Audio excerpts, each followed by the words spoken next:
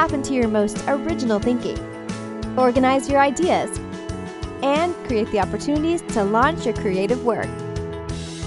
Unlocking your world of creativity with best-selling author and brand innovator, Mark Stinson. Well, welcome back, friends, to our podcast, Unlocking Your World of Creativity. And on this podcast, we talk to musicians, producers, songwriters, professors, authors, filmmakers, coaches. And today we're going to talk to someone who's worked in all of those fields and combined them very successfully. My guest is Jeff Leisawitz. Jeff, welcome to the program. Hello. Thank you so much for having me here. Well, in addition to all those talents, Jeff has just published a book, Not Effing Around, the No BS Guide for Getting Your Creative Dreams Off the Ground. And if I've ever heard of a theme song, a theme book of this podcast, Jeff, it's no effing around. Let's get the work off the ground. What? Let's do it. It's all right. You can almost hear the Rocky theme in the background, right? There you go. Well, my son produced a little ditty a while back about to the theme of We Didn't Start the Fire. And it's, we didn't start the projects.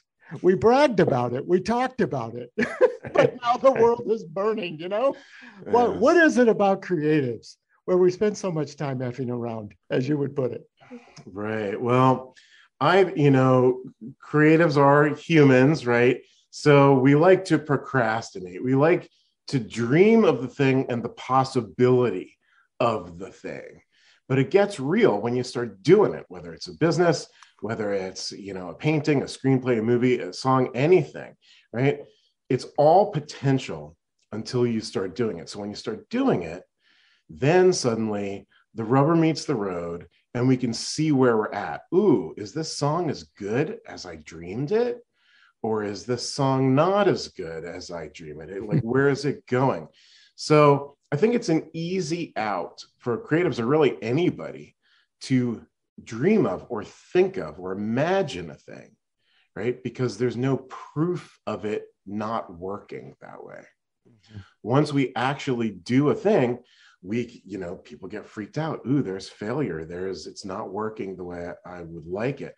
So, sometimes people stand there and think and dream and don't act. And, we're all about the action around here. Right. Now, sometimes it is procrastination, but, and I went by it fast in the introduction, but truly to get a song out, to win an award about it, to teach about it, to actually distribute a film, sooner or later, you have to hit the send button, and say the work is done as far as and now I'm ready to push it out. Right. And that's always an interesting thing for creatives. Unlike a lot of other jobs or tasks, if you're building a cabinet in your kitchen, when it's done, there's a cabinet there. It's like you sanded everything, it's painted, whatever, it's there. When you're a creative and you're making a song or a screenplay or a painting, when is it really done? You have to decide when it's done. And that can trip up a lot of people because there is an arc where it's getting better, hopefully as you're doing this. But at some point, you keep working on it, it's not going to get better. It's actually going to get worse. So part of the creative process is knowing when to stop and claim victory. This thing is done. Hit send. What's next? Mm-hmm. And what about that, I'll say, external validation? I mean, is somebody else helping you judge that it's good enough? But ultimately, you have to feel it in your own gut, right? Absolutely. I mean, without your own endorsement of your creation, you're never going to be happy with it, obviously. And it's not going to shine as much in the world as it could be. If you're always looking for external validation, not great. So let me tell you a little story about my favorite rock band. You're into the music, right? Mm-hmm. Okay, so U2. I've been a fan of U2 forever. And by the way, I made an album of electronic covers with female vocalists of U2 songs. Cool.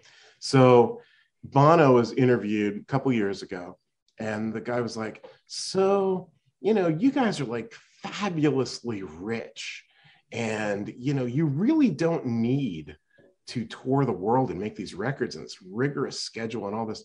Why are you doing it? And Bono says, the only reason we're doing it it's because the music still turns us on, right? We make a new song and we're blown away, just like when we were teenagers. And I thought that was such a great answer and a true answer, right? Because we need that feeling of like, of the wonderment of our own creation. Like that might be the best thing about being a creative. It's like, this didn't exist before, and then I made it. Wow. I love that. And what about your own music, Jeff? What's the feeling you've had in making some of the music you've produced? Well, I mean, I've been making music since junior high, back when I recorded on a 4-track tape recorder, if you're familiar with those things. And now, you can make a song on your iPhone, right? I mean, it's crazy. So I've done everything from, complete download of emotion and energy into a tape recorder to spending weeks, months, tweaking every little sound and every little piece of this thing to make it perfect, my version of perfect. So, as a songwriter and producer, it's really about tapping into the true emotion, what you're really feeling, not thinking, feeling, right? And expressing that at the level of your skill, right? So when I say skill level, and by the way, higher skill level is not necessarily better, okay? There's an incredible guitar players and incredible singers, and that's like high skill level. But you also go back to the Sex Pistols, right? These guys could barely play, but man, they were angry and they played it. They put it out there. It's 4 chords and screaming. Yeah. But that's the feeling you're talking about. Right. It's just the anger. It's like that kind of energy. So whatever is true for you as a person, creating something, whether it's music or anything else, to get that into the world at whatever skill level you have, that is one of the highest missions of a creative, as far as I understand it. That's great. And Jeff, when I read some of your background, you were talking about empowering creatives to live a life of purpose, success, and connection. And I'm very interested in this connection piece, because I often think we have this image of the artist, working on their own, but we've got to make connections. I mean, yes, be connected to the work. I get the meaning of that. But what about connections to launch the work? Right. Well, after, decades of being a creative in various ways, as you've said before, I have had some pretty major successes and many more failures, right? It's just kind of the way it works. We can all relate. We can all relate. Raise your hand if you failed in your thing. Okay, everybody. Okay, so what I've come to realize is that at its best, creativity is a way to be seen, expressed, healed, and connected. So what does this mean? To be seen. In our normal life, we are generally not well seen. When you're driving down the freeway or on the, on the city street, you're not seen at all. Maybe your acquaintances, like people at work, they see you and maybe they get you a little bit, but not really, right? They probably don't even care that much. And then you've got your real people, your family, your good friends, siblings, partners, all that kind of stuff. Hopefully they do see you, but generally they don't completely see you, in my experience. That's the seen part. What is expressed? Expressed means, in my definition, simply to move from the potential to the actual. So you've got a dancer who knows all the moves, but on Saturday night, she's sitting there in the corner with a disco balls spinning, the vinyl's cruising around, right? But she's not dancing. As soon as she starts dancing, she's expressed as a dancer. Okay, same thing with a poet. You have a pile of poems on the desk. Until you're writing poems, that's when you're expressed. When we are seen and expressed in our creativity, in our authentic creativity, right? Something that is meaningful and powerful for us, there is a healing. And this healing could be, and often is, some kind of catharsis, right? Where we're letting go of some darkness or some pain or something like that. It can also be a celebration, right? What's the celebration in a love song? It is the letting go of all the dark and lonely days before. It's that kind of celebration. So when we are seen, expressed, and healed through our creativity, we give our gift of creativity to the world, I'm not talking about Madison Square Gardens and the New York Times bestseller, although that's great if you do that. But even one other person, when you give your gift of creativity to the world, you become the gift because you show others that they can be seen, expressed, and healed. And this changes our role as creatives from just somebody who's writing a book or you're doing a dance or whatever into like this secret rock star ninja army of people who are connecting the world through empathy, through that creativity, right? When you think of your favorite books and movies and songs, the reason why we love that so much is because we relate to it. We understand that story in some way, right? And that's one of the biggest things the world is lacking these days is empathy and understanding. So as creatives, when we tell a true story in whatever form, we are offering that to the world so someone else can feel less alone, more understood, more connected. And that's what I really believe is very powerful. And you teach this stuff, Jeff. In other words, let's take an artist of any genre and say you have the skill, you have the craft, but you need to tap into this emotion and feeling and heart centeredness that you're talking about. So you teach this both as a professor and now as a coach. What are some of the practices, I'll say, or templates or, methods that we creatives could apply to springboard our creative craft, Sure. and infuse it with some of this emotion? Sure. So one of the things is we need to find a subject matter that matters to us. And often, because we're in a society and a culture that is so distracted, right? We run around all day long, things beeping all over the place. There's a million things to do. Our heads are just so filled with distraction that often things that really truly matter gets kind of pushed underneath, right? Underneath the noise. So something that I would recommend is let's get a meditation practice going. Even if it's just a few minutes a day to really just turn everything off, close your eyes, breathe. You just allow some space in your system and also to get out of your head. We run around thinking our brains are so amazing, and they are. All you guys out there have amazing brains. We know that, right? But you're more than that. We're all more than that. Our hearts, our wisdom, our total of our experience. So if we can kind of quiet down the brain and get into a bigger sense of who we are, the stories and the truth, and even the pain that might have been tamped down starts to come up. So then we've got something to create with that matters. Mm-hmm. Maybe we could pick up on this thought and, in the context of somebody might be driving or operating heavy machinery for a moment. Yeah. We're not going to close our eyes necessarily right now, but tell us more about what's happening when we're deep breathing, or what are some of the, I won't call them all mantras, but I mean, some of the meditative thoughts that we should be letting in. Sure. Well, I mean, there's a million ways to meditate. One of the ways that I have found very effective is something called binaural beats. B-I-N-A-U-R-A-L beats. And it's a synthetic sound. One sound goes to one side of the stereo and the other to the other. They're very similar, but they're a little bit different. And so you need to do this with headphones or earbuds. But what it does is it actually helps your brain get into a more meditative state, like through this technology. It's kind of amazing. So you just want your brain to kind of calm down. You can breathe, you can count to 10, you can count to 2, 1, 2, 1, 2. You can stare at a candle. The whole thing is just like to kind of turn your brain off, right? So that other things can kind of move through you.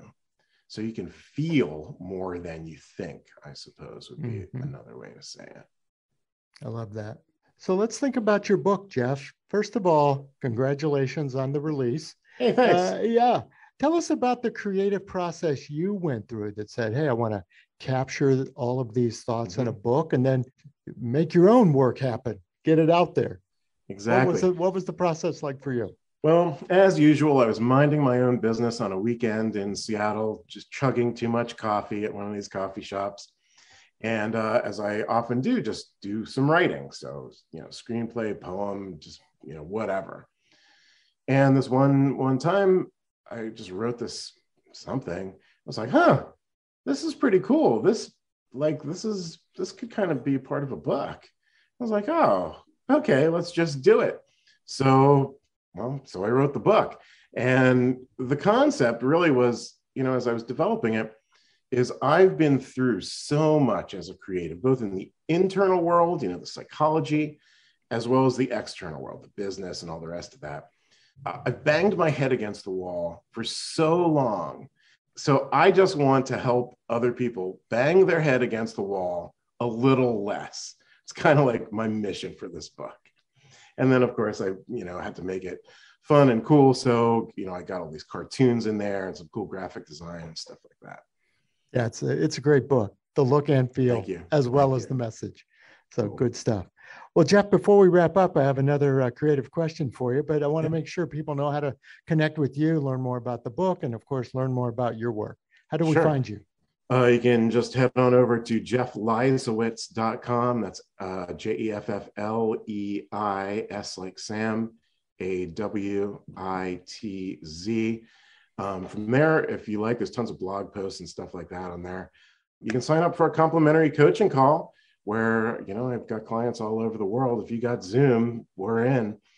So there's stuff like that. If you want to check out the book, Amazon or anywhere like that should do it. Pretty much, yeah. Great. Well, as a global podcast, we also like to go around the world to talk to creative practitioners. And we stamped our creative passport in your town, Jeff, Seattle. Yes. Tell us about the creative vibe of Seattle. What is your surroundings, your city and your environs, do to inspire your creativity? It's a great city. It is a great city. I moved here after college in about 94. And that was at the height of grunge music and alternative music. That was like really the thing. And I managed to get a dream job right out of college, which was writing music journalism for the radio station that broke this music to the world. It was literally at the time the most influential radio station in the world. And I was just this young guy and I got this. And they're like, do you want to write record reviews and interviews and all this stuff for this little thing that no one's really heard of before called the World Wide Web? I was like, yeah, whatever, sure, World Wide, whatever, yeah. Sure, maybe it'll catch on. So I ended up, all these bands. And, back at that time, this town was just so full of music. It was just everywhere. And so many arts in general. So yes, it's a beautiful town. It's changed a lot, over the years. But it's still got this vibrancy and just this passion. And I just love tapping into that. All the cool humans who are anywhere. And, I need a collaborator for whatever. You just like put the word out and somebody knows somebody. Love that. Well, and a great museum, that Music Experience Project. I love. Yes. And speaking of doers, a whole building of creators. Absolutely. It is very, very cool in there. And by the way, my band played on that big stage with the giant lights one time. That was cool. Fantastic. Well, Jeff, can't thank you enough for being on the show and sharing your insights and talking about your book. It's been great talking to you. Absolutely. Thank you so much for having me. Yes. My guest has been Jeff Leisawitz, Seattle. We're going to continue our around the world journeys. We've been to France, we've been to Dubai, soon we'll be to LA and Austin and all points in between to talk to creative practitioners around the world about how they get inspired and how they gain the confidence and the connections to launch their work out into the world. And that really is the theme of today and going forward. So join us again for our next episode. Until then, I'm Mark Stinson, and we'll continue to unlock your world of creativity. Bye for now. Unlocking Your World of Creativity with best-selling author and brand innovator, Mark Stinson. This program was produced by BSB Media, creators of IntelliKey Leadership Stories, Unlocking Your World of Creativity, and thepeaceroom.love.